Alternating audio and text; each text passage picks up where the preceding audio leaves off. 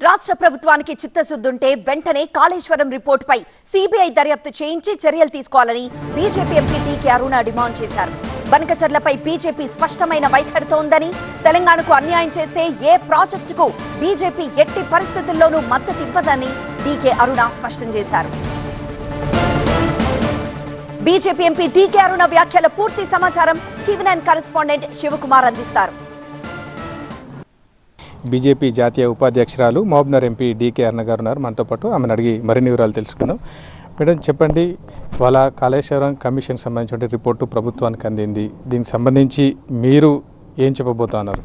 చిత్తశుద్ధి, రాష్ట్ర ప్రభుత్వానికి చిత్తశుద్ధి ఉంటే ఎంబడే ఈ రిపోర్టు పైన ఇమ్మీడియట్గా సిబిఐ ఎంక్వైరీ చేయించి దానిపైన ఖచ్చితంగా చర్యలు చేపట్టాలని చెప్పి మేము డిమాండ్ చేస్తున్నాం. గతం నుంచి కూడా డిమాండ్ చేస్తూ ఉన్నాం. అధికారంలో కాంగ్రెస్ ప్రభుత్వం రాకముందు నుంచి కూడా భారతీయ జనతా పార్టీ డిమాండ్ చేస్తుంది. కాళేశ్వరంలో పెద్ద ఎత్తున అవినీతి జరిగింది, అంటే కోట్లాది రూపాయలు డిజైన్ల మార్పు పేరు మీద అంచనాలను పెంచి దోచుకుందనని పదే పదే చెప్తూ వచ్చినాము. ఇప్పుడు అవి మనకు స్పష్టంగా కనపడుతున్నాయి. దాంట్లో పెద్ద ఎత్తున అవినీతి జరిగిందనేటటువంటి విషయంలో దాంట్లో కొన్ని అవినీతి చేపలు కూడా బయటపడినాయి, మనం చూస్తూనే ఉన్నాం. సో ఖచ్చితంగా ఈ రాష్ట్ర ప్రభుత్వానికి చిత్తశుద్ధి ఉంటే, వాళ్ళకి లోపాయికారి ఒప్పందం టీఆర్ఎస్ పార్టీతో బీఆర్ఎస్ పార్టీతో లేకుంటే ఇమీడియట్గా కాళేశ్వరం మీద వచ్చినటువంటి రిపోర్ట్ పైన కానీ, కాళేశ్వరం మీద ఇంకా రావాల్సినటువంటి రిపోర్ట్ల పైన కానీ వాళ్ళు చిత్తశుద్ధి ఉంటే ఇమీడియట్గా దాని మీద చర్యలు తీసుకోవడానికి రాష్ట్ర ప్రభుత్వం ఉపక్రమించాలని నేను డిమాండ్ చేస్తున్నాను. ఆ చర్యలు లేకపోతే ఇది ఇంత పెద్ద ఎంక్వైరీ చేసి లాభం లేదు. దీని మీద పెద్ద ఎత్తున అవినీతి జరిగినప్పుడు ఆ అవినీతిని ఇంకా వీళ్ళు మద్దతు ఇస్తున్నట్టే భావించాల్సి వస్తుంది. పాలమూరు రంగారెడ్డిలో కూడా చాలా పెద్ద ఎత్తున అవినీతి జరిగింది. ఎందుకంటే ఇక్కడ జూరాల నుంచి అప్రోచ్ నీళ్లు తీసుకోవాలనేటటువంటి డిజైన్తో పాలమూరు రంగారెడ్డి డిపిఆర్ని గతంలో ఉన్నటువంటి రిటైర్డ్ ఇంజనీర్స్ ఫోరం ద్వారా దాన్ని ఒక డిపిఆర్ తయారు చేసారు. దాని మీదనే మాకు ఆ రోజు ఆ రిపోర్ట్, ఆ డిపిఆర్ పైననే మేము అప్పుడున్నటువంటి ప్రభుత్వం పైన ఒత్తిడి తీసుకొచ్చి ఆనాటి నేను జిల్లా మంత్రిగా దాన్ని సర్వే కోసం జీవోలు ఇప్పించినాం. ఆ తర్వాత వచ్చినటువంటి బీఆర్ఎస్ ప్రభుత్వం ఆ యొక్క జురాల నుంచి కాకుండా దాని అప్రోచ్ని కొల్లాపూర్ దగ్గర శ్రీశైలం బ్యాక్ వాటర్ నుంచి నార్లాపూర్ దగ్గర నుంచి తీసుకోవాలని చెప్పి ప్రతిపాదనలు మార్చింది, అంచనాలు పెంచింది. అడ్డగోలుగా ఈ ప్రాజెక్టుని 3 ఏళ్లలో పూర్తి చేస్తామన్నారు. వాళ్ళ అధికారం ఉన్న 10 ఏళ్ళు అయిపోయింది, ఇప్పటికీ ఇంకా దాని అతిగతి లేదు. సో ఈరోజు పాలమూరు రంగారెడ్డి ప్రాజెక్టు పేరే మార్చాలి. అది పాలమూరుకు దానివల్ల ఉపయోగం ఏమీ లేదు. ఇప్పుడు అది నాగర్కర్ను నల్గొండ అని పెట్టాలి దాని పేరు. ఈరోజు కంప్లీట్ దాన్ని పక్కన పడేసి డిజైన్లు మార్చిండ్రు, దాని అప్రోచ్ కూడా మార్చిండ్రు. సో ఖచ్చితంగా ఈ రాష్ట్ర ప్రభుత్వాన్ని నేను అనేక సార్లు డిమాండ్ చేసిన, ఇప్పుడు కూడా డిమాండ్ చేస్తున్నా. రాష్ట్ర ముఖ్యమంత్రి గారు మన జిల్లా నుంచే ఉన్నారు కాబట్టి పాలమూరు జిల్లాలో మనం ఉపయోగించుకోవాల్సినటువంటి కృష్ణా వాటర్ను పూర్తిగా సద్వినియోగం చేసుకోవడం లేదు.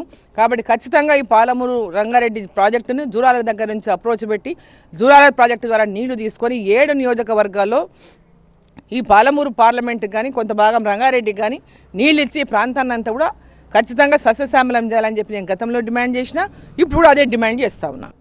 మా అభిప్రాయం చెప్పడం జరిగింది. బనకచెర్లకు తెలంగాణకు అన్యాయం చేసేటటువంటి ప్రాజెక్టుకి ఎట్టి పరిస్థితుల్లో కూడా భారతీయ జనతా పార్టీ మద్దతు ఇవ్వదు.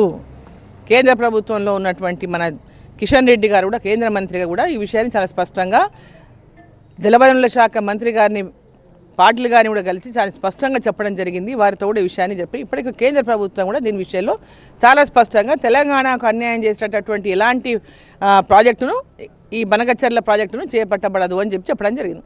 అసలు అక్కడ మిగులు జలాలే ఎన్ని ఉన్నాయి అనేది స్పష్టంగా లేదు.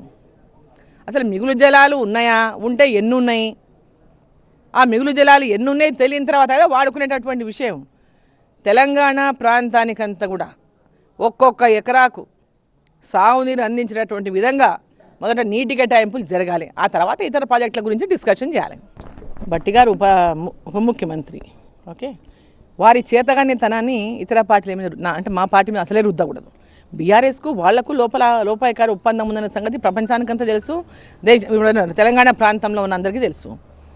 వాళ్ళకున్న లోపాయకారి ఒప్పందాలను వదిలేసి లోపాయకారి ఒప్పందాలు పెట్టుకొని వాళ్ళు గతంలో కానీ ఇప్పుడు కానీ లోపాయకారి ఒప్పందాలు పెట్టుకొని రాజకీయం చేస్తున్నది కాంగ్రెస్, బీఆర్ఎస్. భారతీయ జనతా పార్టీ ఎప్పుడు ప్రజల పక్షాన్నే ఉంటుంది. ప్రజల యొక్క సంక్షేమం కోసమే, రైతుల యొక్క సంక్షేమం కోసమే, తెలంగాణ అభివృద్ధి కోసమే పనిచేస్తూ ఉంది. 2 నాలుకల ధోరణి భారతీయ జనతా పార్టీలో లేదు. ఆ విషయాన్ని భట్టి గారు గమనించాల్సినటువంటి అవసరం ఉన్నది. తెలంగాణ ప్రాంత అభివృద్ధి లక్ష్యంగా ఈరోజు భారతీయ జనతా పార్టీ కేంద్రంలో ఉన్నటువంటి ఎన్డీఏ ప్రభుత్వం పనిచేస్తూ ఉంది. లోపాయికారి ఒప్పందాలు, లోపాయికారి అండర్స్టాండింగ్స్ బీఆర్ఎస్కు కాంగ్రెస్కు మధ్యలో ఉన్నాయి, కానీ మాకెవ్వరితో లేదు. మా లక్ష్యం అంతా భారతీయ జనతా పార్టీ సింగిల్గా పోరాటం చేస్తుంది, సింగిల్గా ఈ రాష్ట్రం యొక్క అభివృద్ధి కోసం పాటుపడుతుంది. ఈ మొత్తం అవినీతి భాగవతం పైన సిబిఐ ఎంక్వైరీ కూడా వేయాలనేటువంటి అంశాన్ని అయితే ఎంపీ డీకే అరుణ చెప్తా ఉన్నారు. అలాగే బనకచెర్ల విషయంలో కూడా తెలంగాణ రాష్ట్రానికి ఎలాంటి అన్యాయం జరగకుండా ఉండేందుకే తాము ప్రయత్నం చేస్తున్నటువంటి అంశాన్ని అయితే చెప్తున్నారు. కెమెరా పర్సన్ అంజితో శివకుమార్, టీవీ9 మహబూబ్నగర్ జిల్లా నుంచి.